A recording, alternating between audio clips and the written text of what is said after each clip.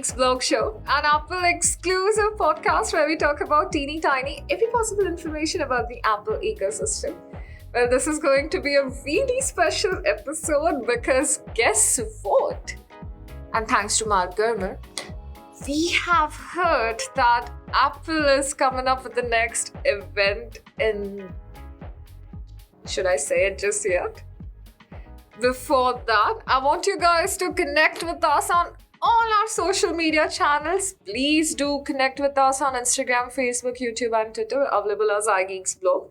And if you want to connect with me, you can just hit me up on Instagram. I'm available as Harshanki with an extra I.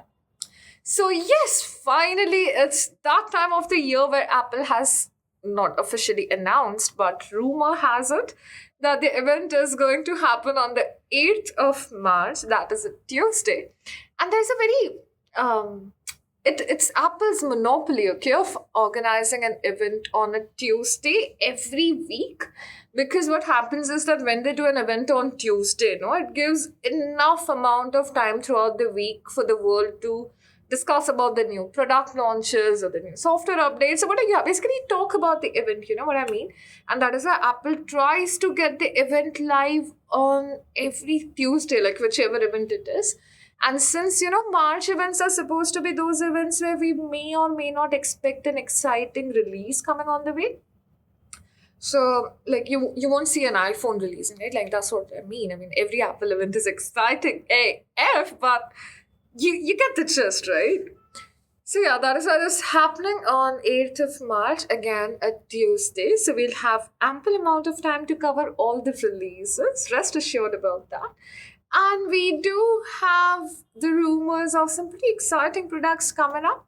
Now, the reason I'm really happy for the event and the product rumors that we've heard is because rumors are for those products, which haven't been updated for at least the last year or 2 years to say the least. And all those products are going to have a new version in front of us really soon, which is an amazing news, right? To start with, we may see a new iPhone SE come up in the market. SE3 as we know it for now. Sadly, will not have any design changes per se. So you won't see the Touch ID going away anytime soon. You're going to see the phone with the Touch ID on, but then that is why iPhone SE, that's the reason iPhone SE models are known for, right? Because they are mostly the most affordable phones out there, meant for people who hate Apple's Face ID feature. So I guess Apple wants to still keep banking upon the Face ID haters, and that is why they're going to not change much with the design form and keep the Touch ID button intact there on the screen and give no design changes. But there are going to be certain upgrades. The camera quality is going to change and tremendously improve, get better. However, sadly, we don't have the details of the camera quality yet, so we don't know how good it is going to be. But yeah, there are going to be some changes for sure. Other important change that I'm hearing is that SE model will have A15 chip, which is again a great add-on and a perfect news for all the SE lovers out there. But these are all the rumors we have about iPhone SE3. And let's see what exciting things come up. Okay, so, I'm going to share a very personal opinion with you guys, okay? I am a firm believer of minimalism. I like things very minimalist and pastels, okay, like black, grays, hues, and according colors, right? The similar colors. But when I look at the iMac colors, they really take my breath away. I like them so much that I'd want SE to have more colors. Maybe more pastel colors, because, who doesn't like the new purple color in the iPhone models, right? So either it can be don't hate me for calling it purple. It's lilac, it's lavender. I know, okay, I apologize. But you know what I'm trying to say, right? Try to capture the feeling here, you guys. So either it can have more pastel colors or something like that, or it can be as bright as the iMacs around us and come up with those funky orange and yellow colors. Now that would be a delight to see.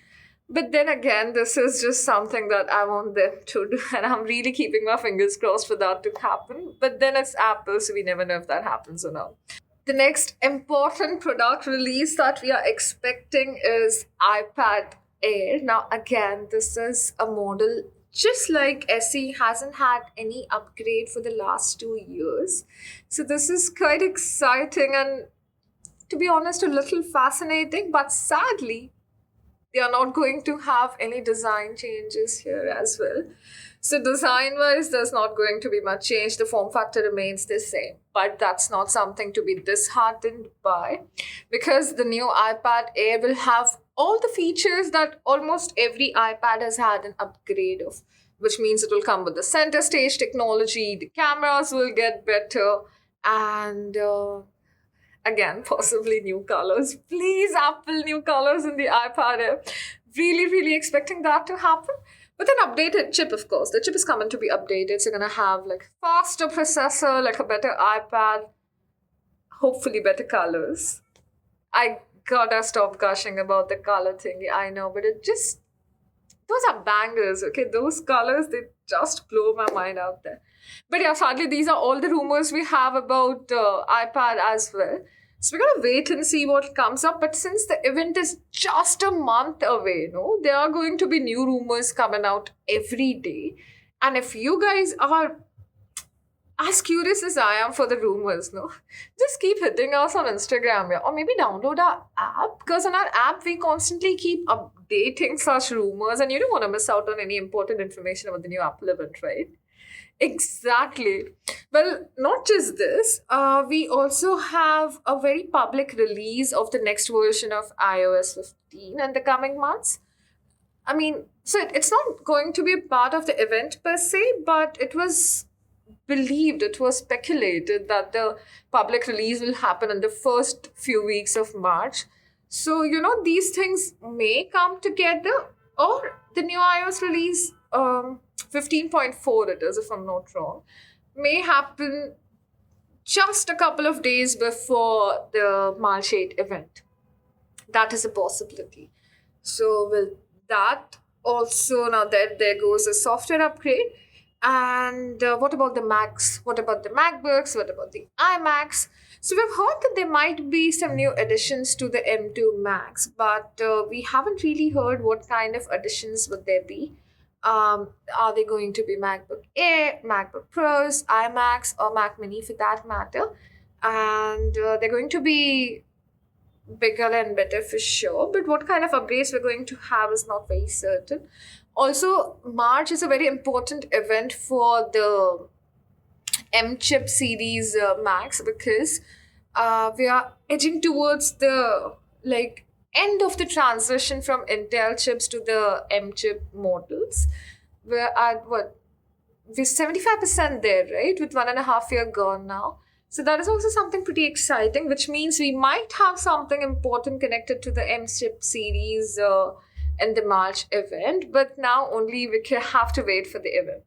So these are pretty much all the products that are going to come up in the event, and Apple never fails to surprise us. We may or may not have a surprise release, may have some other product coming up, or may have none of these. We have to wait for more rumors, confirmed speculations to come out, and see what's the best for us. However, now this is every time a good news as well as bad news. The good news, because all of us can watch the event virtually owing to the COVID situations. This time again, just like the last 2 years, we're going to watch a pre-recorded event live across the streaming platforms, which means the pros, it is accessible to all. Everyone can watch it at the same time, and you don't need passes per se. Corners, everyone is missing the stadium. Everyone is missing the Cupertino Stadium. Just the physical presence there. That is something we always had a soft corner for. But then it's a global world, right? I mean, we live in a global city now. We live in a global village. We're not living in different countries together. And that's why having virtual events makes a lot of sense. So get ready for another pre-recorded event. But The way the Apple events start and the way they conclude themselves, no, it is breathtaking. I mean, you cannot wait, but you feel the anticipation running through your nerves, right? It's just a different feeling. I don't have the right words to put to that. Not just an Apple event. Okay, I'm sounding a little too biased here. Any tech event for that matter, they have this different feeling to them that we cannot help and just wait for it to happen, wait for the moment to happen. Feels like an Olympic ceremony and an Olympic inauguration ceremony. Or, if I'm not being a little too controversial here, one of them Victoria's Secret shows where it really gets us all energetic and excited and you just want to see what's going on your screen, right? Yes, so just keep listening to us and we'll keep you updated about any information we hear about the Apple March event. That's all I have to say for this episode. But if you have liked the content, please leave us with amazing reviews on Apple Podcast or just connect with us on our social media channels. And if you want to connect with me, hit me up on Instagram. I'm available as Harshanki with an extra I. That's all for today. I want you guys to take good care of yourself. COVID is still around the corner. Stay safe, stay hydrated, stay connected. This is Harshanki signing off and I'll see you guys next week.